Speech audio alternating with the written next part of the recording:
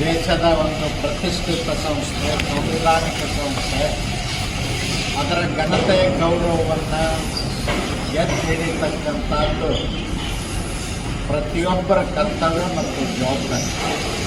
ಆದರೆ ಒಂದು ವಾರದಿಂದ ನಾನು ಪ್ರತಿಪಕ್ಷದವರ ನಡವಳಿಕೆಯನ್ನು ನೋಡ್ತಾ ಇದ್ದೇನೆ. ಅದರಲ್ಲೂ ವಿಶೇಷವಾಗಿ ಪ್ರತಿಪಕ್ಷದ ನಾಯಕರು, ಕಾಂಗ್ರೆಸ್ಸಿನ ನಾಯಕರಾದ ರಾಹುಲ್ ಗಾಂಧಿ ಅವರು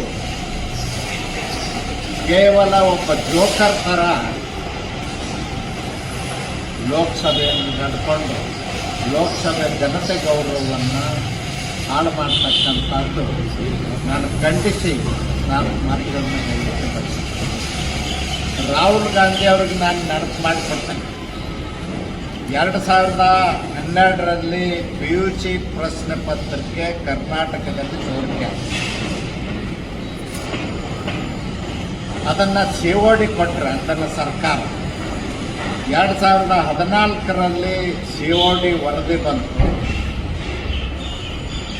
2016ರಲ್ಲಿ ಸಿದ್ದರಾಮಯ್ಯನವರು ಮುಖ್ಯಮಂತ್ರಿ ಇದ್ದಾಗ 21/3/2016 ಪ್ರಶ್ನೆ ಪತ್ರಿಕೆ ಸೋರಿಕೆ ಆಯಿತು.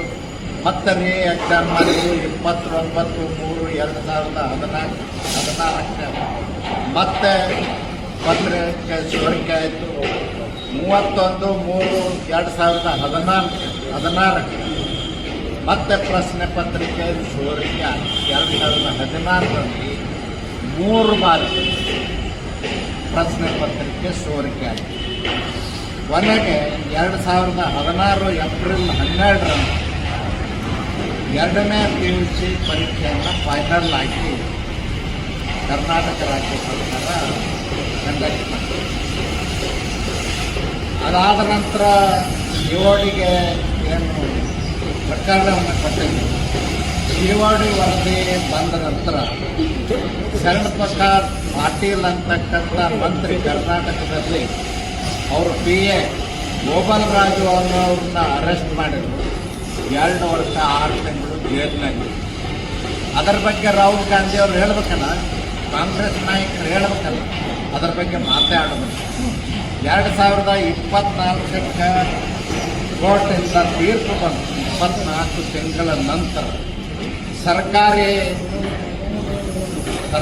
ಅಧಿಕಾರಿಗಳು ಮತ್ತು ಸರ್ಕಾರ ಸರಿಯಾಗಿ ಸಾಕ್ಷಿ ಹೇಳಿಕೆ ಪಡೆದಿಲ್ಲ, ಕೋರ್ಟಲ್ಲಿ ಸರಿಯಾಗಿ ವಾದ ಮಂಡಿಸಲಿಲ್ಲ.